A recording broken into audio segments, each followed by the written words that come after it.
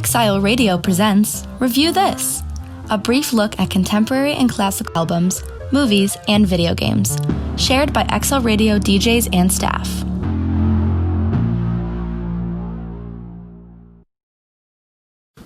Hi, I'm Ryan Glant from Advanced TV2. When it comes to action puzzle games, nothing does it better than The Legend of Zelda.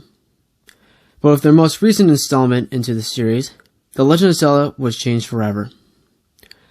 The Legend of Zelda went from a rather linear game style where you would have linear rooms and a straightforward story with the minimum side quests, to an open world game where you can do virtually whatever you want, whenever. In the newest game, The Legend of Zelda Breath of the Wild, it treats the player with more freedom than ever.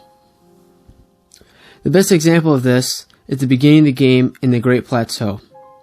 From the very second you walk on out onto the cliff, you can either follow the intended path for players, where it will give you everything you need to learn the game, or you can jump off a cliff directly in front of you, or go the other way.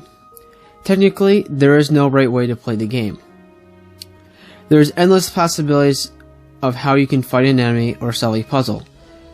You can either fight an enemy with a sword, or you can push a boulder off a cliff and defeat them that way.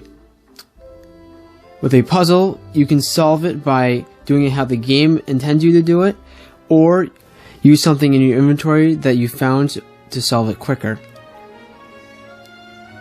To make it possible for creating these interesting scenarios, new elements such as a weapons durability system, the Sheikah Slates runes, and a dynamic physics engine had to be introduced.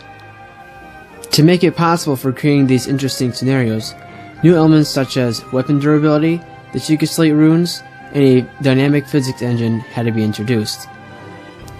With all these factors in the game, no playthrough is the same, which adds great replayability every time since you never know what you'll run into next time.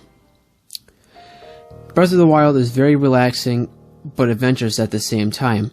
It uses peaceful sounding songs and natural sounds in the overworld to give the player a sense of calmness when they're going about a task.